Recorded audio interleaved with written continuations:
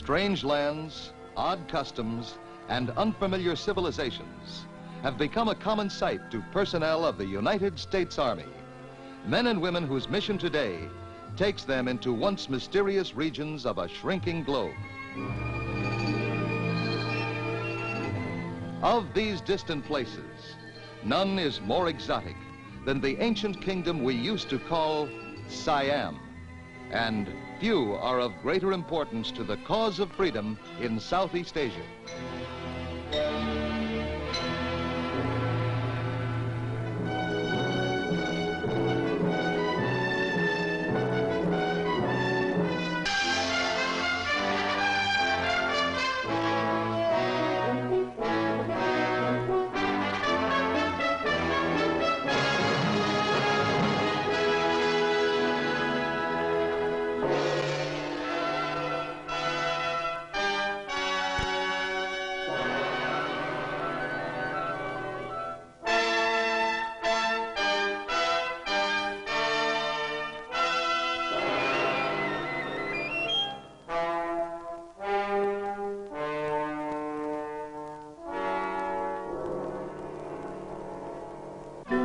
The Kingdom of Thailand, which once appeared on our maps as Siam, is the home of a people whose recorded history goes back more than 700 years.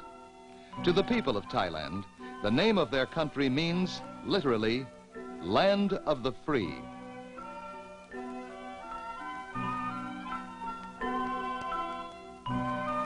The country's location, almost completely surrounded by nations which have known independence for only a few years, makes it a key area in a peninsula threatened by communism. Thailand is a member of SEATO, the Southeast Asia Treaty Organization, whose headquarters are in Bangkok.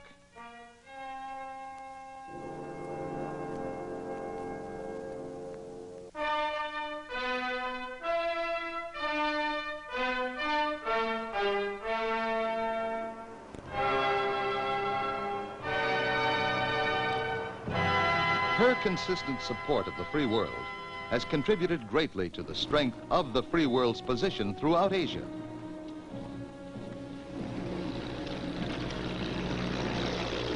The Royal Thai Army boasts some of the best trained soldiers not only of Asia, but the world.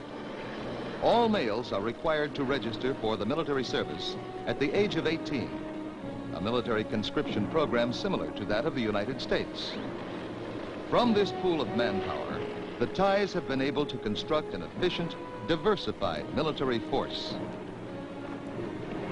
Thailand has an unexcelled record of devotion to the cause of freedom, extending back to World War I.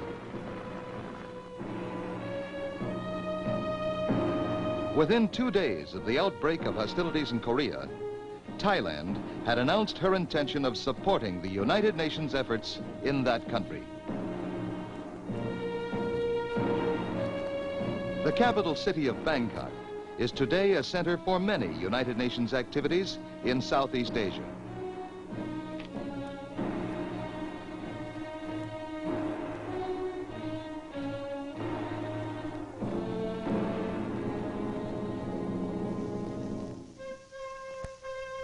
Throughout her long history, Thailand's primary goal, like other nations, has been to preserve her political independence. Thanks in large part to the wisdom of her past leaders and the historic abilities of the Thai soldier, she has succeeded in this effort to a greater extent than most of the world's nations.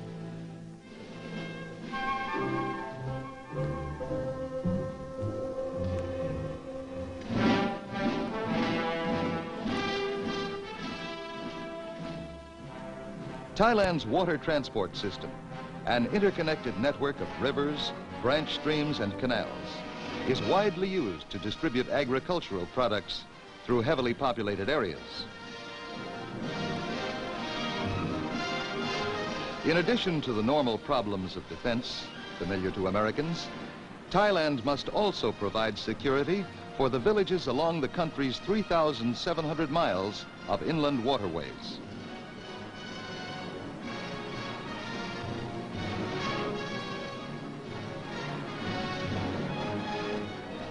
Continuous attention to the need for preparedness has given Thailand the longest uninterrupted history of independence in Southeast Asia. Thailand, in fact, was never really conquered, despite its temporary submission to the Japanese in 1941.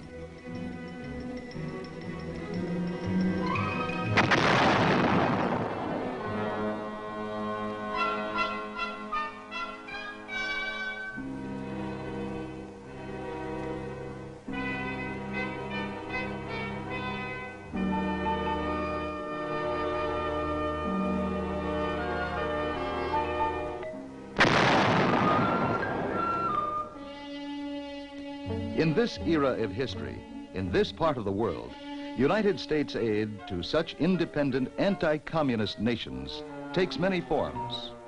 Much of it, of course, is directly military, as in this paratroop training exercise.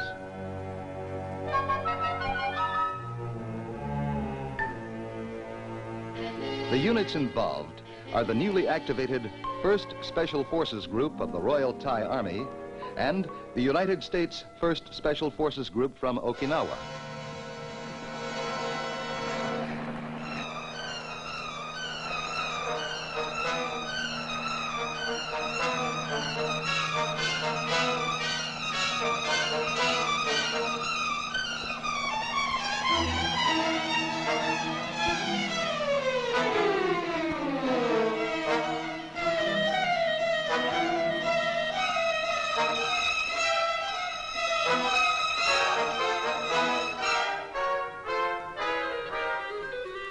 The demonstration plays to a large, enthusiastic, but not entirely military audience.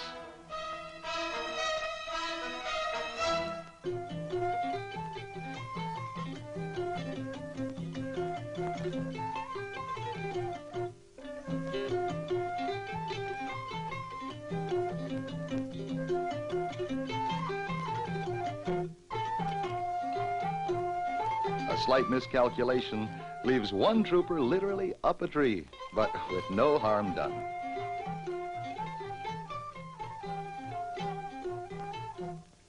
The readiness with which these new forces have taken to the air is a matter for congratulations all round.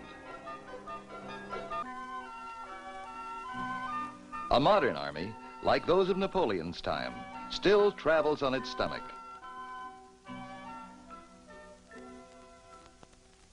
It also travels a whole lot faster, for security today often depends upon the ability to move troops to remote areas with a swiftness that would have seemed fantastic to military commanders of less than 50 years ago.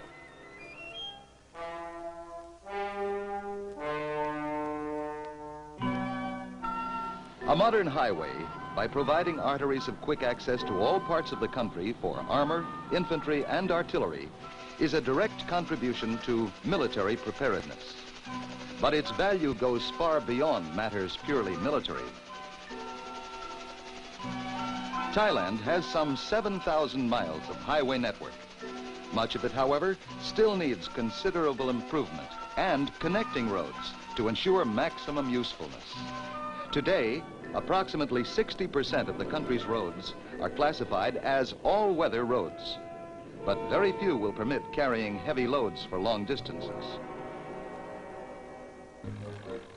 In Thailand, as elsewhere in Southeast Asia, much of the country's potential development has been delayed by the lack of adequate transportation.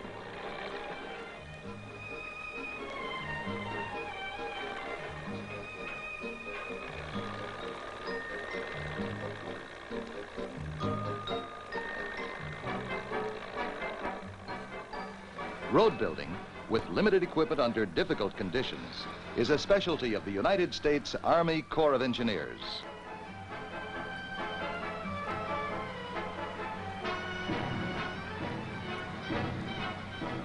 A major contribution to defense against communist subversion, an adequate road network not only facilitates military measures, but invariably raises the local standard of living.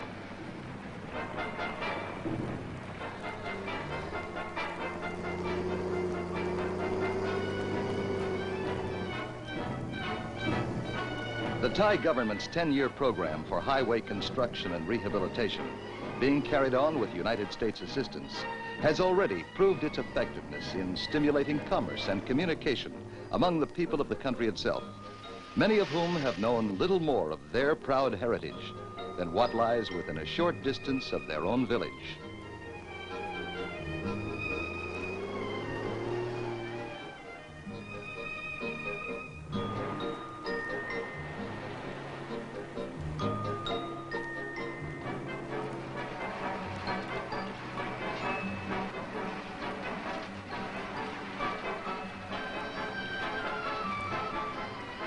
Until recently, roads have rarely been regularly maintained, and during the rainy season, sections are frequently washed out by floods.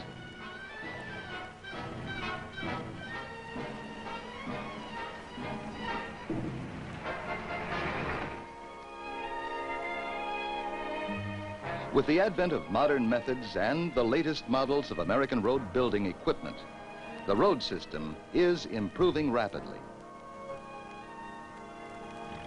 The employment of local materials and local labor wherever possible gives the Thai people an opportunity to participate in projects destined to have a major effect on the economy of their nation.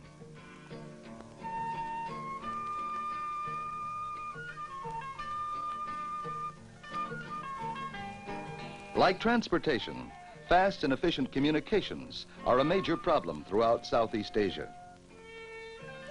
The increasing availability of inexpensive, portable transistor radios, however, is rapidly producing a solution to this once insurmountable barrier. Radio broadcasting equipment, much of it part of the United States aid program, has become a key part of Thailand's plan for progress.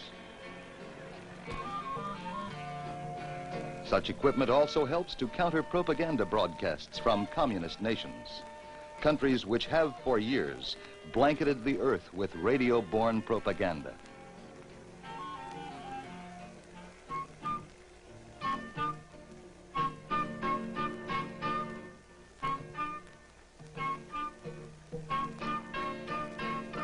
Thailand's borders include many miles of jungle-covered mountains.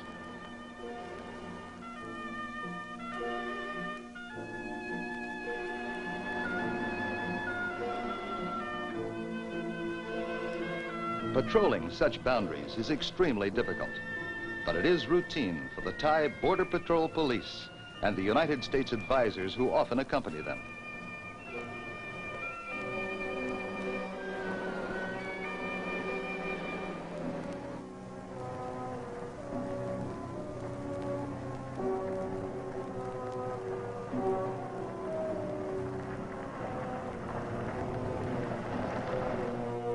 Travel in northern Thailand is never easy, and frequently downright uncomfortable.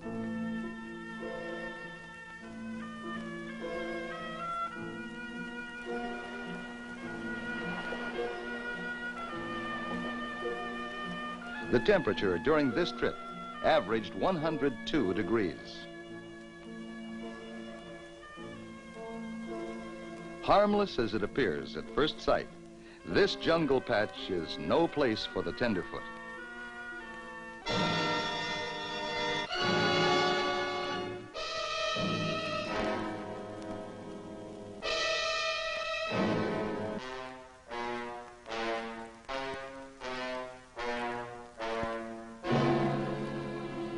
There are other jungles in Southeast Asia where the principal danger comes from gun-toting communist guerrillas. By comparison, an 18-foot python makes a friendly pet.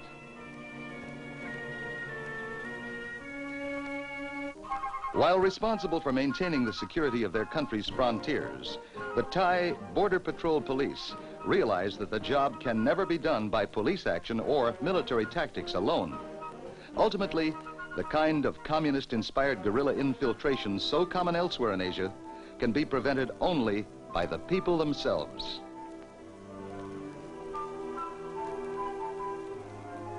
Routine patrols thus become an exercise in public relations as well as police duties.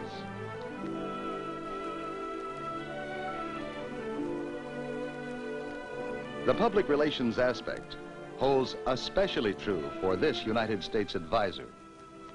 He is a civilian employee of the United States Operations Mission in Bangkok, whose knowledge of Southeast Asia and familiarity not only with the Thai language, but also many tribal dialects, makes him at home in any situation, from passing out photographs of the village ladies to quizzing the children on their ABCs. Over the past 5 years, the Border Patrol Police have established some 150 schools in villages too remote to be reached by the regular education departments.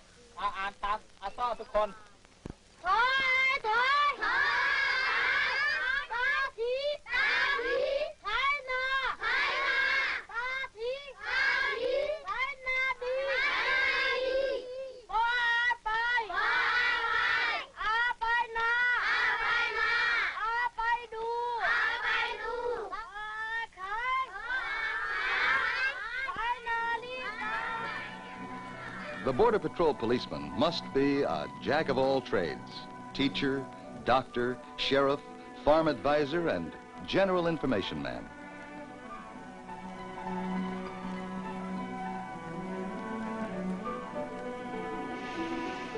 Perhaps no cargoes are so welcome on the Bangkok docks as the medical supplies and mobile equipment being unloaded here.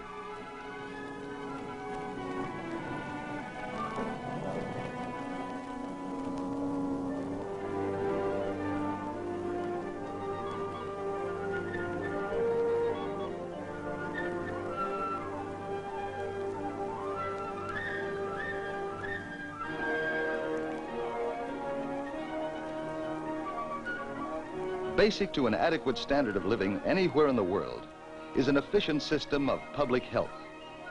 Lacking hospital facilities, most rural inhabitants of Thailand must depend for modern medical treatment upon the services of mobile health units such as these, here being presented to the Thai Air Force by United States General Paul V. Harkins.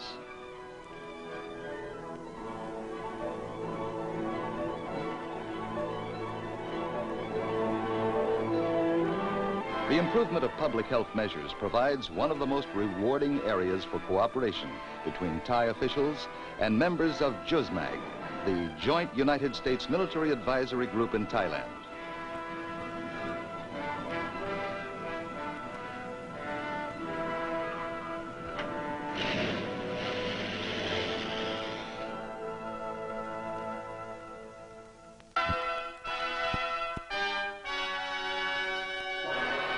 The campaign against illness and disease is planned and carried out with as much detailed precision and care as any military attack against a common enemy of the people.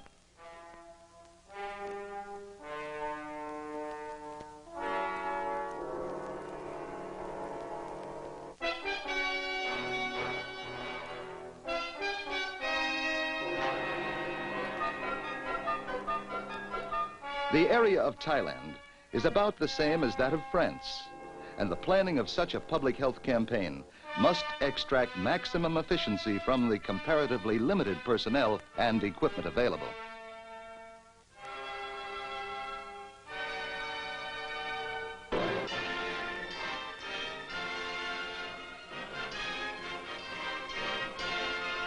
Its thrusts may extend from the low, frequently inundated plains of the south to the forest-covered mountains and foothills in the north.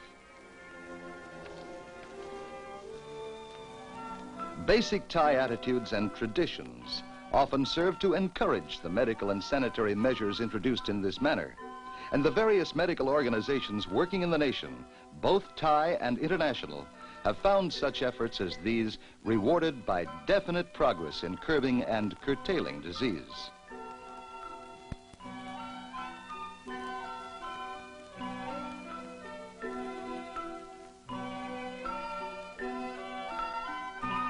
The heart of the CETO Civic Action Program remains medical aid to villagers in remote areas.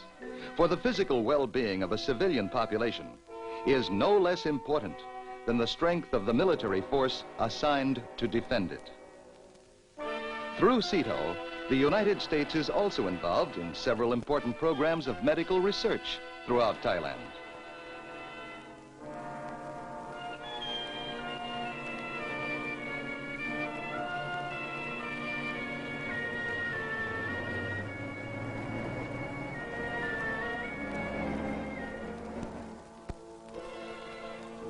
The problem of the transmission of disease is one of the first that the scientist must investigate in his attempt to fight it. In an almost entirely rural country, all sorts of animals, from domestic dogs to rats, may be the culprits, and trapping them for study is the first step toward the laboratory.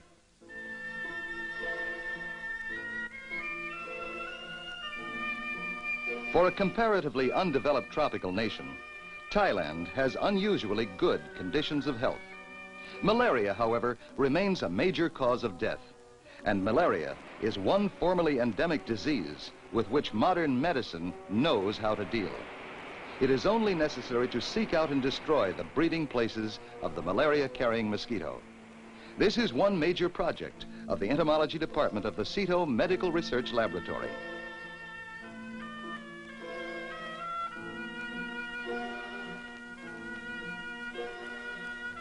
Another CETO medical unit, the Medical Zoology Department, is engaged in efforts to solve another difficult medical problem, eradication of the liver fluke disease.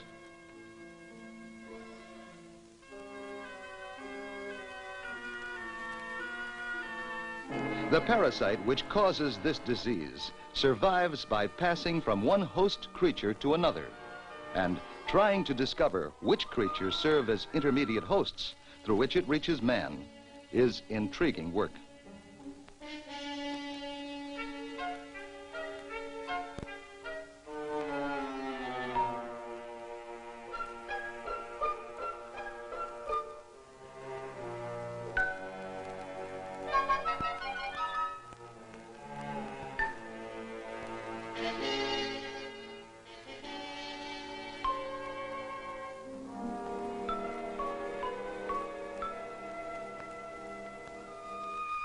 It has been estimated that as many as 90% of the population of northeast Thailand may be infested with these vicious parasites. Distasteful as it may seem to most of us, the liver fluke can be a fascinating subject to scientists because of its complicated life cycle. To reproduce itself, the liver fluke may have to pass from snail to fish to man and back again. To its victims, liver fluke infestation is an endless ordeal which eventually comes to drastically affect everything in life. Entering the human body through the eating of raw fish, the fluke may persist for many years, feeding on the blood of its victims. The result is an anemia, which makes the simplest physical act an exhausting effort for the unfortunate victim. Treatment is long and difficult. The conquest of the liver fluke disease, like the future of all progress in public health, lies not so much in the possession of the latest laboratory equipment as in trained investigators who are able to understand and evaluate their findings.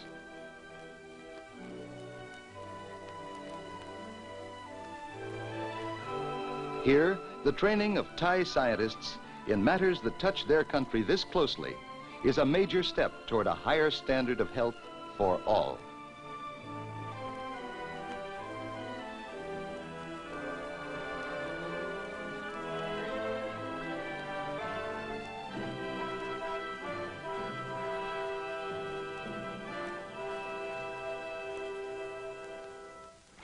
The irony of the liver fluke disease is that control should be a simple matter.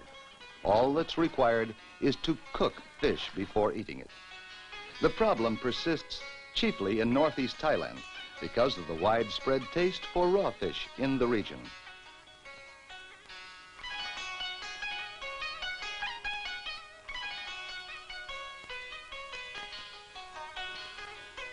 Eradication of the liver fluke disease is less a medical problem than a problem in persuasion.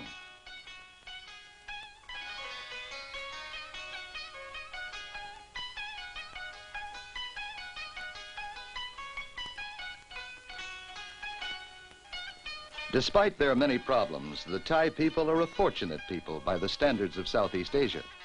Centuries of social and political stability have been accompanied by a standard of living which is the envy of most of Asia. Before World War II, the average income of Thailand's farmers was twice that of farmers in India or China.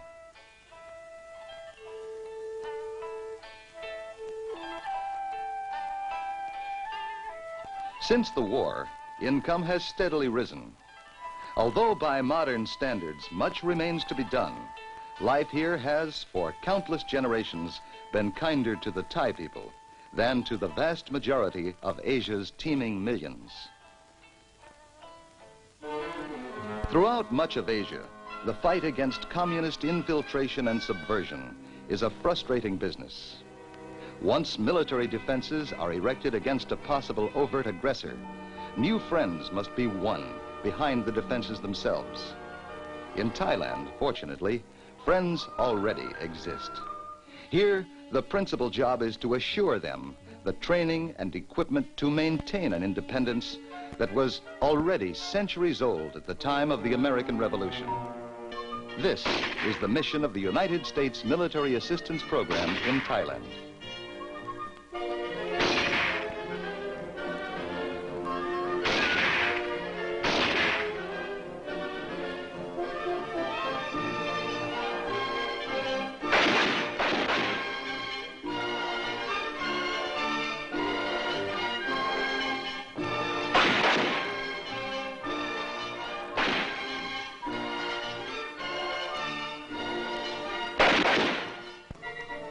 The people of Thailand have never been a warlike race, but so vigorous has been their response to aggression that they have lived for nearly 1,000 years an independent, self-governing life in the midst of a troubled continent.